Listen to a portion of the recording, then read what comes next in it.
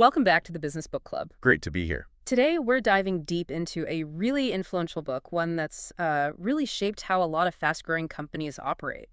It's Hacking Growth: How Today's Fastest-Growing Companies Drive Breakout Success by Sean Ellis and Morgan Brown. That's right. A foundational text for many. And our mission, really, with this deep dive is to, cut through the noise, Yeah. pull out the absolute core ideas, the key concepts, and maybe some practical examples from their work. So you can understand how these companies pull off that rapid success. Exactly. And more importantly, what actionable things you, as an entrepreneur or business leader, can actually apply. Think of this as your shortcut, your direct line to getting the essence of this powerful methodology. Let's get into it.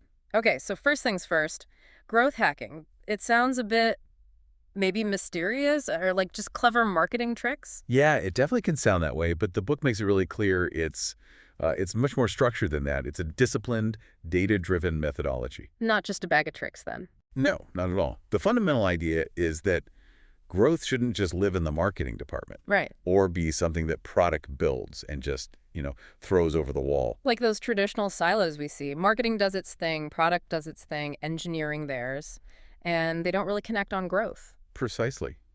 That old model often, it hinders growth. Growth hacking aims to break down those barriers. It's about creating cross-functional teams. Okay. Teams focused only on driving growth metrics. Marketing, product, engineering, data, all together. And the book pushes back hard on this idea of the silver bullet, right? Like the one magic hack everyone wants. Totally. The press loves those stories, the Dropbox viral loop, the Airbnb Craigslist hack. Big, splashy wins. And look, those big wins are fantastic when they happen. But sustainable, long-term growth, the book argues that comes from the accumulation of small wins. Lots of them. Compounding wins. Exactly, like compound interest. Small gains, consistently achieved through rapid experimentation, add up massively over time. So it's really a process, not some single magic trick. And this approach, this methodology, it's not just for Silicon Valley startups. Absolutely not. And that's a crucial point they make. It doesn't matter if you're building an app, running a coffee shop, a sauce business, an e-commerce site. Really? Yeah. The core principles, understanding your users, finding the bottlenecks, running experiments to improve things, they apply pretty much universally. Okay, but there's a huge but here. A prerequisite before you even start thinking about hitting the growth accelerator. The book is really firm on this. Oh, absolutely. Product market fit, it's completely non-negotiable. Yeah. Meaning you must have a product that a decent chunk of people genuinely need or love before you aggressively chase growth. Trying to scale something that's just for users. It's the fastest way to burn through all your money and just fail. You might get people in the door with clever tactics, but they won't stick around. It's unsustainable. Like that branch out example they mentioned. Exactly. They got massive viral growth on Facebook, huge numbers, but the product itself wasn't sticky. People signed up and left almost immediately. All that acquisition effort was wasted because there was no retention. So how do you know if you have product market fit? Is there a test? There is. They talk about the must-have survey. Simple question. How would you feel if you could no longer use this product? Okay. If less than 40% of your users say, very disappointed, well, you probably don't have strong product market fit yet.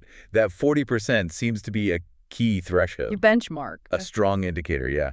It means you have a core group that really values what you offer. And finding that often involves understanding the aha moment. Yes.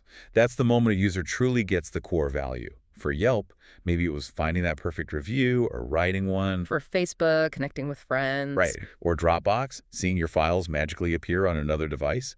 You need to know what that moment is for your product and engineer the experience to get users there fast. And if you're not at that 40% very disappointed mark yet, what then? Stop guessing. The book is clear. Get out of the building.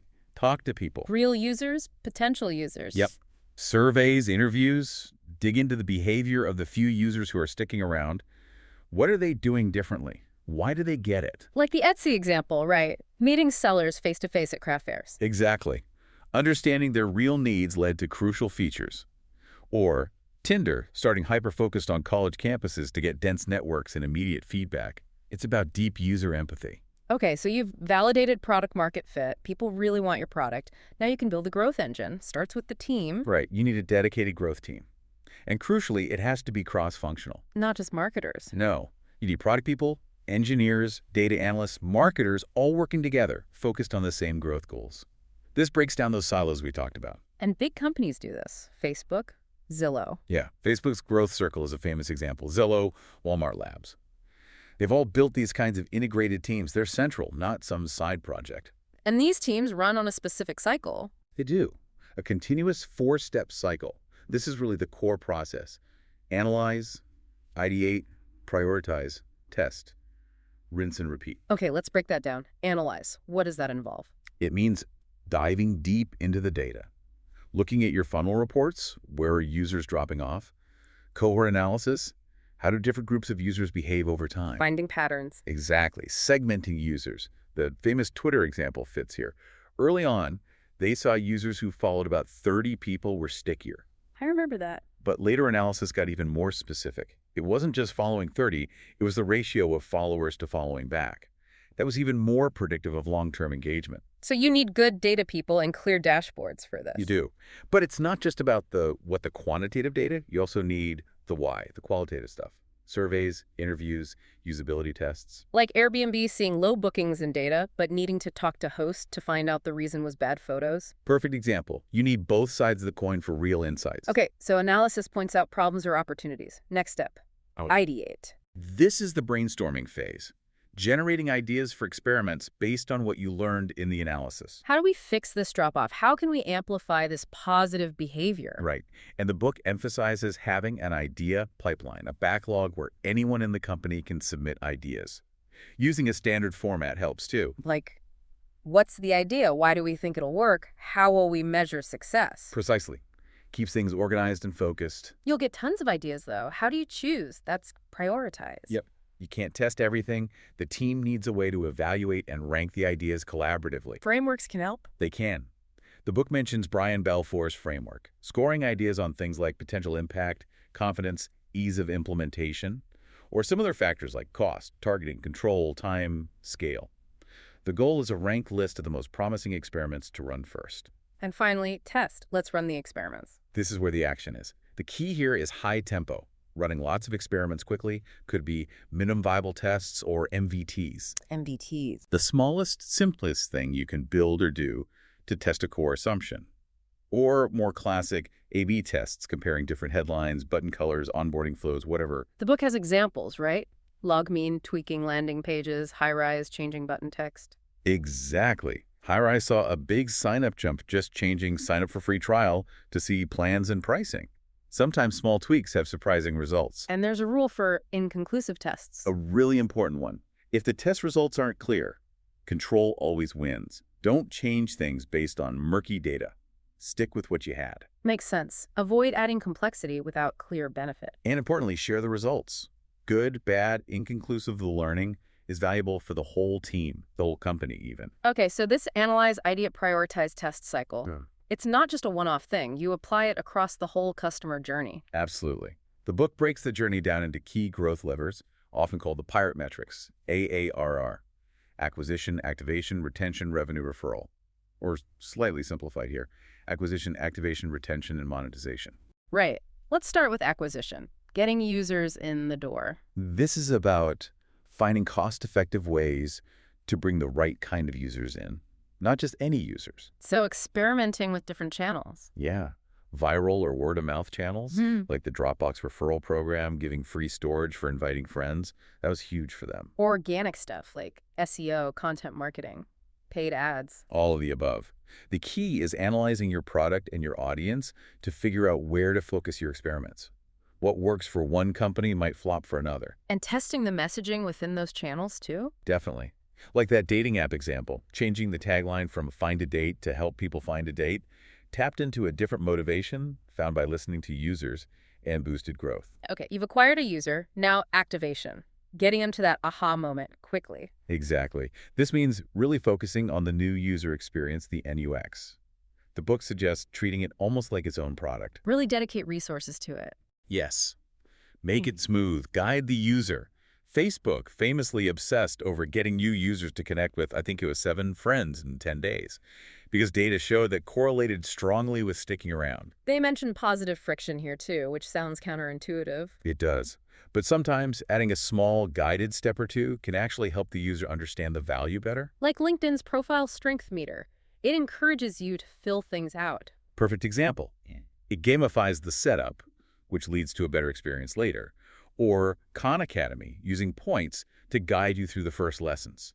It directs you towards value. And using triggers like emails or notifications. Yeah, strategically used triggers can nudge users back towards that aha moment or key actions. But you have to be careful, right? Don't want to be annoying. Exactly. Test the timing, the messaging, the frequency. Make sure it adds value, doesn't just feel like spam. Next lever, retention. This feels super important. Keeping users coming back. Oh, it's absolutely fundamental. This is often where the real profitability lies. Acquiring customers is expensive. Cheaper to keep when you have. Much cheaper. And happy, retained users drive word-of-mouth acquisition too. Even small bumps in retention can dramatically boost lifetime value. The book breaks retention down, right? Initial, medium, long-term phases. It does. Different stages require different tactics. Initial is about forming the habit. Medium is about strengthening it. Long-term is about staying relevant and valuable. And tracking this with cohort analysis again? Cohort analysis is your best friend for retention.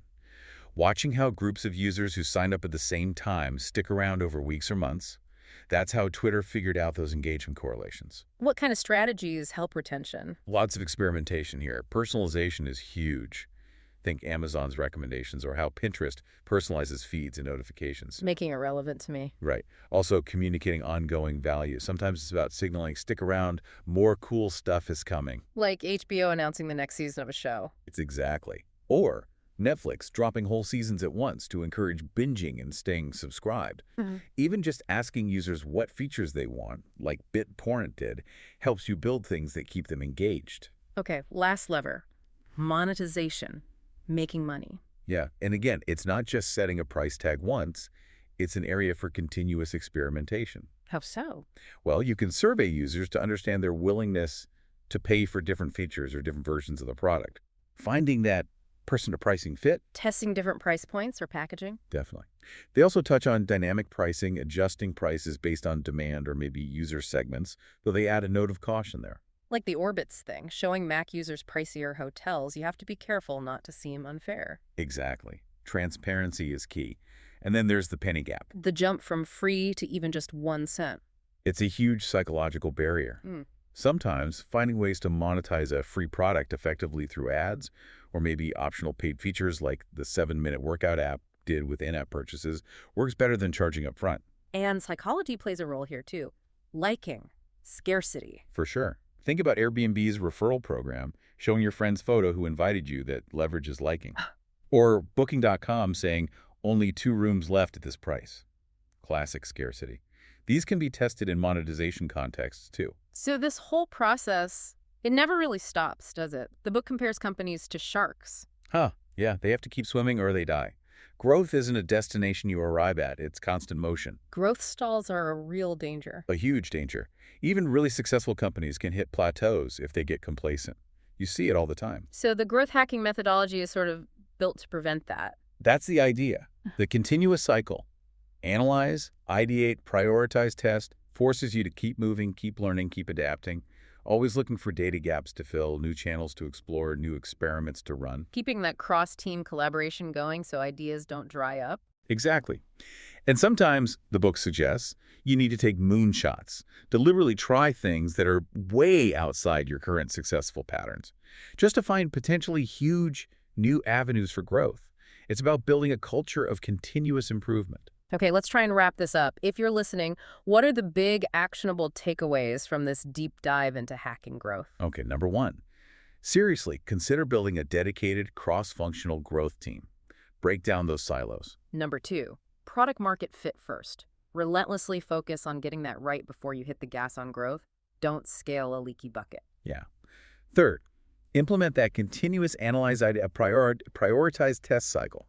Make it your rhythm, your operating system for growth. 4th, apply that cycle systematically across the whole journey. Acquisition, activation, retention, monetization.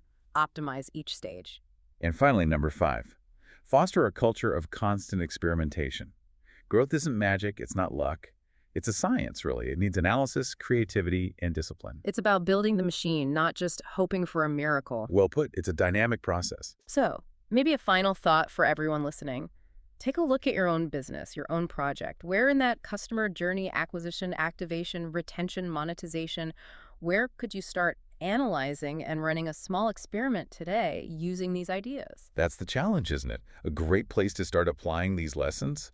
This deep dive gives you the framework. Absolutely. And if you found these insights useful and you want more shortcuts to getting smart on key business books and ideas, definitely subscribe to the Business Book Club. We'll be back soon with another deep dive. Now, that's a wrap for this episode of the Business Book Club. If you enjoyed the ride, make sure to subscribe so you'll never miss our next deep dive.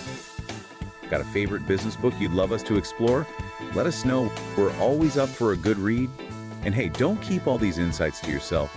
Share this episode with a fellow book lover or your work buddy who's always looking to level up. Until next time, keep learning, keep growing, and we'll see you in the next episode.